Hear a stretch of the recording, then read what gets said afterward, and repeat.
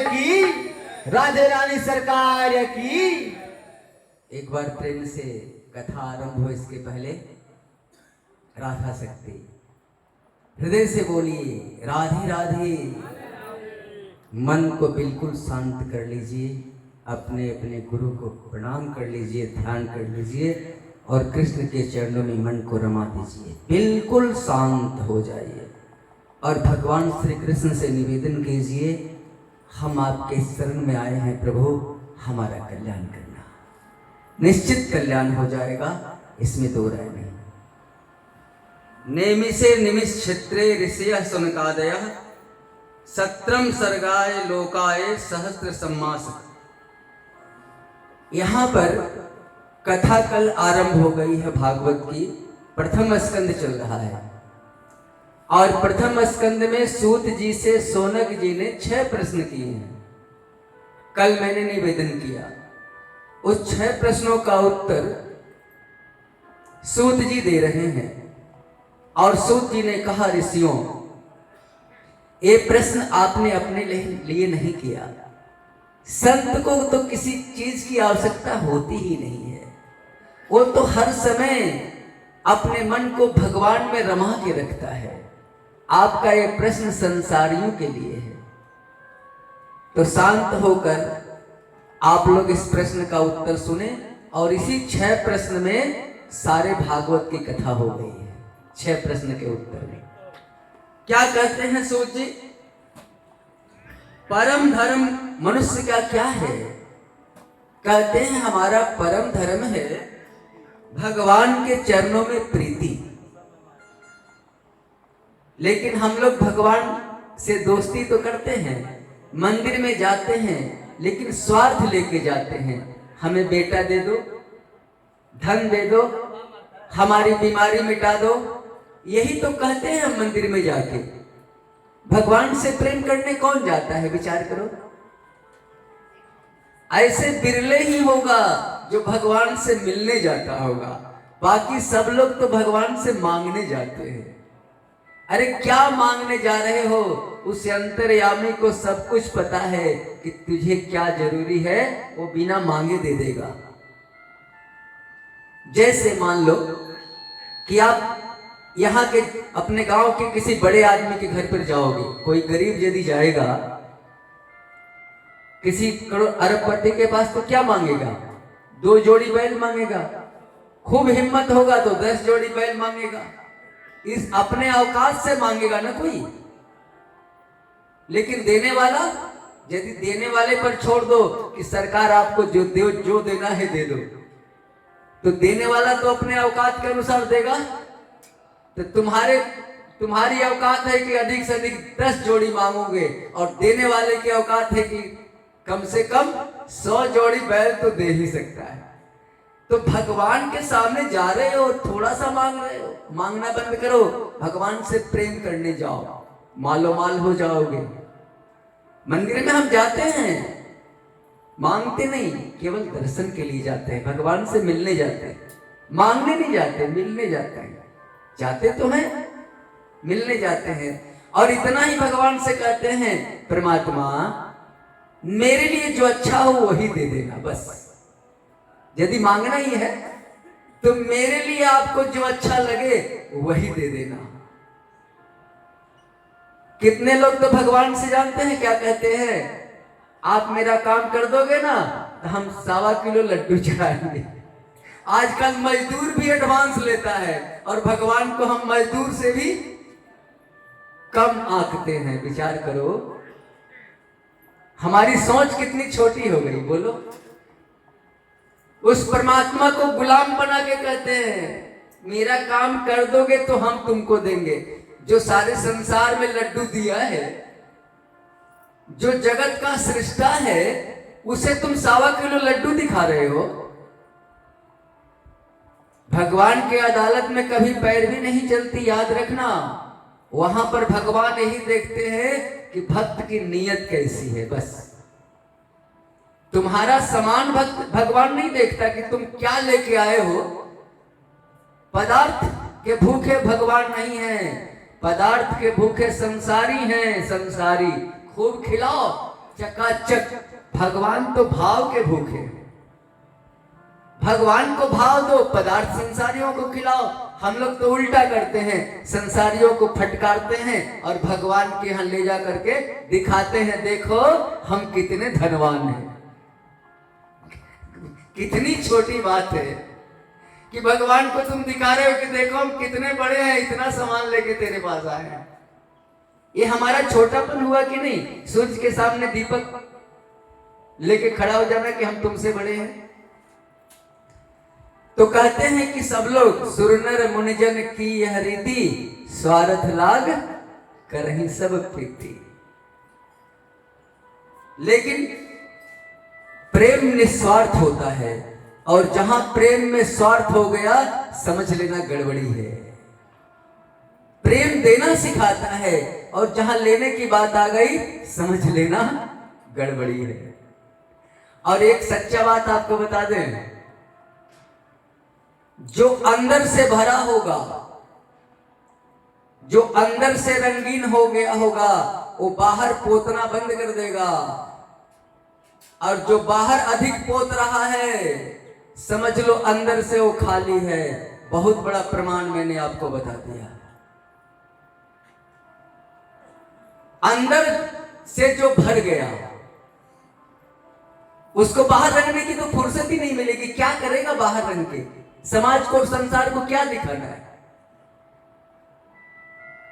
और जो अंदर से खाली है, वही बाहर से रंगाई पोताई करता है कि सबकी नजर हमारे ऊपर पड़े कि कितने बड़े संत हैं। जितने असली संत हैं, सबने अपने रूप को छुपा लिया है इस जमाने में अभी। इसके बाद आगे भी देखो ना, सूरदास, तुलसीदास, कबीरदास जी, रहीम जी, कौन सा रूप था इनके पास? देखो, कोई रूप नहीं था। अरे भगवान का भजन अंदर से होता है कि बाहर से होता है? विचार करो।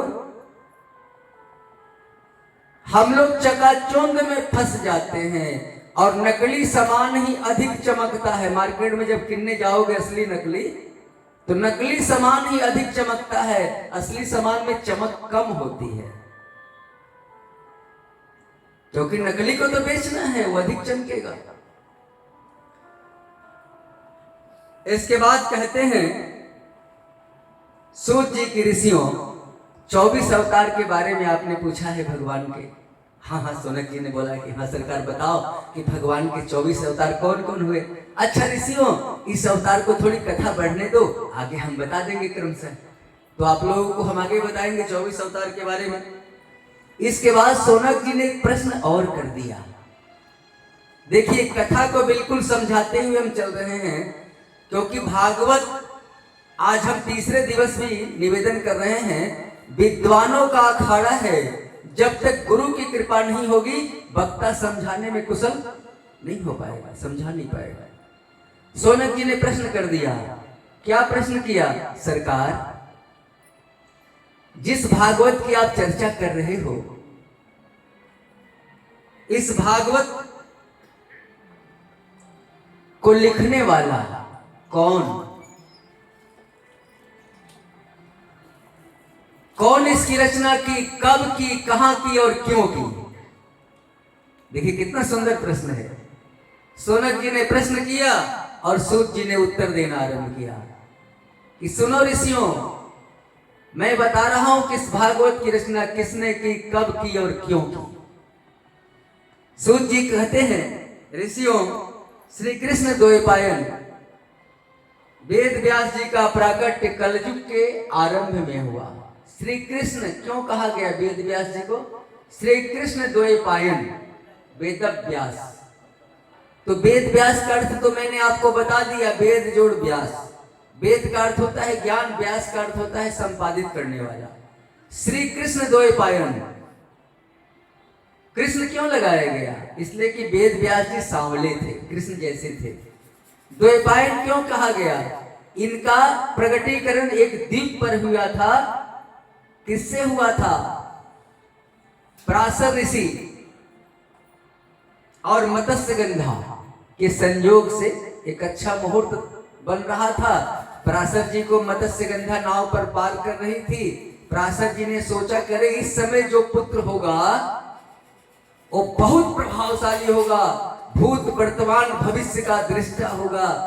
तो मत्स्यगंधा से पराशर जी ने विनती किया। मत्स्यगंधा बोली, सरकार हमारे शरीर से तो मछली की बदबू आती है, कैसे आप मेरे निकट आओगे?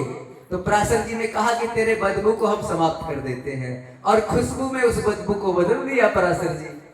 और वही तब वेद व्यास जी का प्राकटीकरण उस द्वीप पर हुआ। जब वेद व्यास जी कलयुग पर दृष्टि डाली तो कांप गए। कलयुग इतना खतरनाक कि भाग्य भी मंद और बुद्धि भी मंद, दोनों मंद हो जाएगा मनुष्य का। अभी हो ही तो गया है, देखो ना, कलयुग का प्रभाव देख लो जो व्यास जी ने भागवत में लिखी है। भाग्य भी मंद और बुद्धि भी मंद। अरे एक मंद हो तो दूसरे से काम चल जाए, और जहां दोनों मंद हो जाए वहां क्या होगा? तो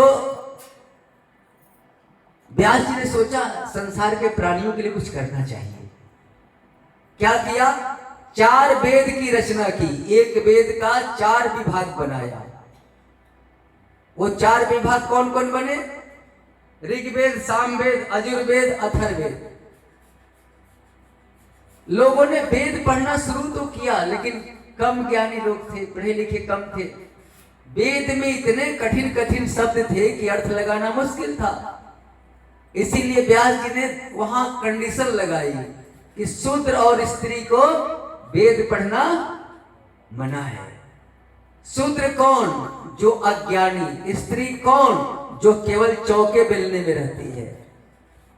क्योंकि स्त्रियों ने तो वेदों की रचना की है, वेदों के ऋचाओं की रचना स्त्रियों के द्वारा हुई है, विदुषियों के द्वारा हुआ है। ज्ञानी स्त्री के बारे में नहीं कहा गया। जो अज्ञानी है वेद पढ़ना मना। इसका हम लोगों ने उल्टा पुल्टा अर्थ लगा लिया कि व्यास जी ने तो हमें बंधन में डाल दिया, नहीं पढ़ना चाहिए। देखो, ऐसी कोई बात वेद व्यास जी ने नहीं कहा था। इसके बाद तब वेद व्यास ने सोचा कि चलो और कुछ काम किया जाए समाज के लिए। 17 पुराण की रचना कर डाली, फिर भी वेद व्यास जी को संतुष्टि नहीं कि मैंने समाज के लिए कुछ किया नहीं। तब तक अपने आश्रम में बैठ करके चिंतित थे कि ऐसा कौन सा काम करें जिससे समाज का कल्याण हो जाए। कुछ तो करना चाहिए समाज के लिए।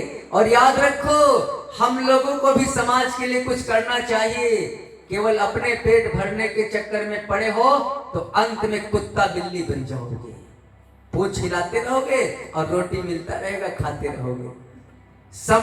जो देता है उसी का नाम है देता, देवता। देने वाले को देवता कहा गया और लेने वाले को लेवता। जो देता है उसी का नाम देवता।